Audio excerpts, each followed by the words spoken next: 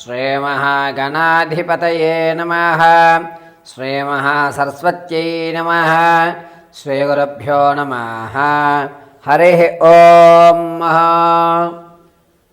ప్రతి మాసము కూడా గ్రహ సంచారంలో అనేటువంటివి ద్వాదశ రాశుల్లో జరుగుతూ ఉండడం వల్ల మేషం నుంచి మొదలుపెట్టుకుని మీనరాశి వరకు కూడా ఏ ఏ రాశిలో ఏ గ్రహస్థితులు మారడం వల్ల వారికి జరిగేటువంటి ప్రభావం ఏమిటి, ఏ స్థితిగతులు వాళ్ళు మారుతున్నారు, ఆర్థికంగా నిలబడేటువంటి అవకాశం ఏమన్నా ఉండబోతుందా, శత్రునాశనం ఏమన్నా జరిగే అవకాశం కానీ, లేదా శత్రువులు మనల్ని ఇబ్బంది పెట్టేటువంటి అవకాశం కానీ అసలు ఏ నెలలో జరుగుతుంది, జరగడానికి ఏ రాశి ప్రభావాల్లో ఏ నక్షత్ర ప్రభావయుక్తంతో ఏ స్థితిలో వాళ్ళు రావడం వల్ల మనలో ఆలోచనలు మారుతున్నాయి అనేటువంటి విషయంలో, పైగా ఈరోజు ఆలోచించేటువంటి విధానం రేపు ఉండదు. ఒక దృఢ సంకల్పం ఈరోజు తీసుకున్న 4 రోజుల తర్వాత సంకల్ప బలం మారిపోతుంది. ఏం చేస్తాంలే, చూద్దాంలే, అన్నీ ముందే విధి నిర్ణయాలు అయిపోయి ఉంటాయిలే, ఇటువంటి మాటలు ఎందుకు మనం మాట్లాడుతాం? ప్రమాదాలు అనేటువంటి ఈ నెలలోనే ఎందుకు జరుగుతాయి? కొంతమందికి ప్రతి సంవత్సరము కూడా ఏదో ఒక మాసంలో అదే మాసంలో జరుగుతూ ఉంటాయి. అలా ఎందుకు జరుగుతాయి? వీటన్నిటికీ గల కారణాలు ప్రధానంగా ఏమిటి అంటే, నక్షత్ర ప్రభావాల యుక్తంతో రాసులలో నవనాయకుల యొక్క సంచారణ మారడం వల్ల జరగటం అనేటువంటిది జరుగుతుంటుంది.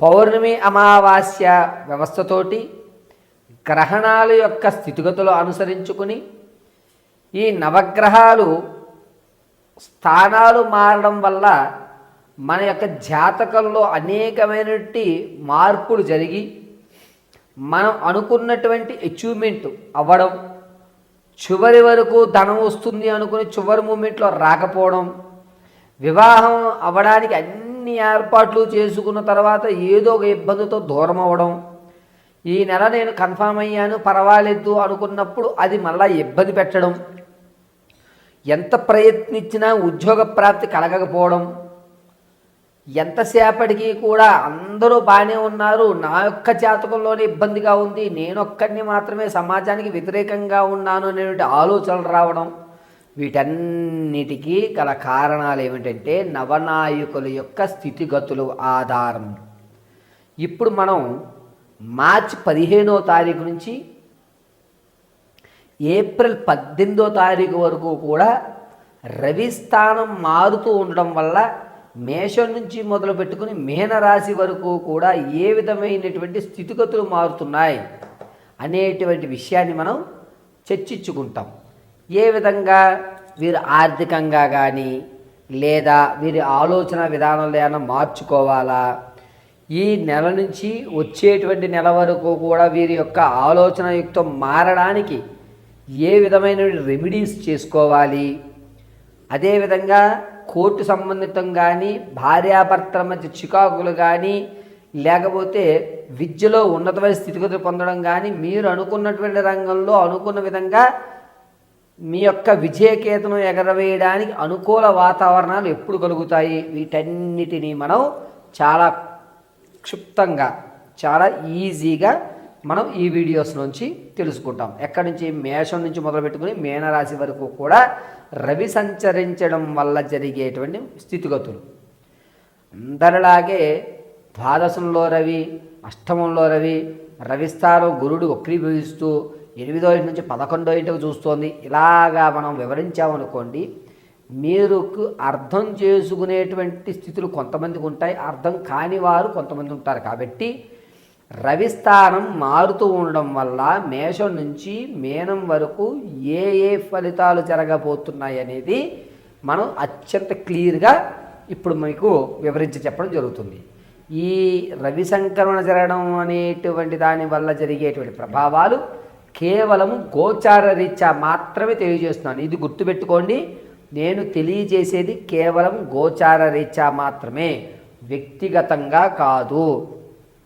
ఈ విషయాన్ని దృష్టిలో పెట్టుకుని చక్కగా నేను చెప్పేటువంటి మేషం నుంచి మీనం వరకు కూడా రానున్న మార్చి 15వ తారీఖు నుంచి ఏప్రిల్ 18వ తారీఖు వరకు జరిగేటువంటి విపత్తులు, దానివల్ల తీసుకోవాల్సిన జాగ్రత్తలు, మనం ఎదరికి వెళ్ళాలంటే ఏ విధంగా ఉండాలి అనేటువంటి మన కఠినమైన నిర్ణయాలు ఇప్పుడు మనం తెలుసుకుందాం. తదుపరి వృశ్చిక రాశి వారు మార్చి 17వ తారీఖు నుంచి ఏప్రిల్ 18 వరకు కూడా ఆర్థికంగా అనేకమైన ఇబ్బందులు ఈ వృశ్చిక రాశి వారు చవి చూడవలసి వస్తుంది. పైగా ఈ వృశ్చిక రాశి వారు ఏ సంబంధము లేకపోయినా ఇతరుల యొక్క బాధ్యత నేను తీసుకుంటున్నాననే నిర్ణయం, మీ అతి మంచితనానికి వెళ్ళి లేనిపోనిది తలక రాసుకోవడం అనేది జరుగుతుంది.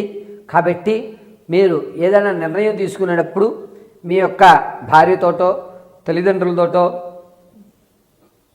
స్నేహితులతోటో, మీకు ఆప్తులు అనుకున్న వాళ్ళతోటో ఆలోచించి నిర్ణయం తీసుకోండి.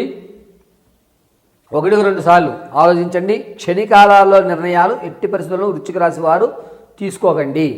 పైగా రాజకీయాల్లో ఉన్న వారికి ఏముందిలే అనేటువంటి ఒక ఎత్తు గర్వం పెరిగేటువంటి అవకాశం ఏర్పడుతుంది. కొంచెం సమన్వయం పాటించి మాట్లాడేటప్పుడు గర్వం లేకుండా వినమ్రంగా మాట్లాడండి. అది మీకు కలిసి వచ్చేటువంటి సూచనగా చెప్పవచ్చు. లేని పక్షంలో వచ్చేటువంటి ఏప్రిల్ 3వ తారీఖు నుంచి మీ రాజకీయ మనుగడకి కాస్త ఇబ్బందిదాయకమైన అవకాశాలు గోచరిస్తున్నాయి. సంగీత, సాహిత్య, సినీ కళా పరిశ్రమలో ఉన్న వారికి మాత్రం మంచి అవకాశాలు ఏర్పడుతున్నాయి. మంచి యోగ్యదాయకంగా ఉందని చెప్పుకోవచ్చు. కొత్త కొత్త స్నేహితులు, పైగా మీ యొక్క సాహిత్యంలో కానీ మీకంటూ కొత్త కొత్త వరవళ్ళు నేర్పి మిమ్మల్ని ఒక స్థాయిలో పెట్టేటువంటి మంచి మంచి స్నేహితులు ఏర్పడుతున్నారు. అది కూడా ఈ మార్చి 27 తర్వాత నుంచి ఏప్రిల్ 12వ తారీఖు మధ్యలో మంచి స్నేహితులు ఏర్పడుతున్నారు. ఆర్థికంగా నష్టపోయేటువంటి ధోరణి ఎక్కువగా కనబడుతుంది. తాత ముత్తాతల నుంచి లభించేటువంటి ఆస్తి ఖచ్చితంగా వస్తుంది, కానీ దాన్ని ధారాత్వం చేసేటువంటి అవకాశమే ఎక్కువగా గోచరిస్తుంది. భార్యాభర్త మధ్య కీచులాట్లు పెరుగుతాయి.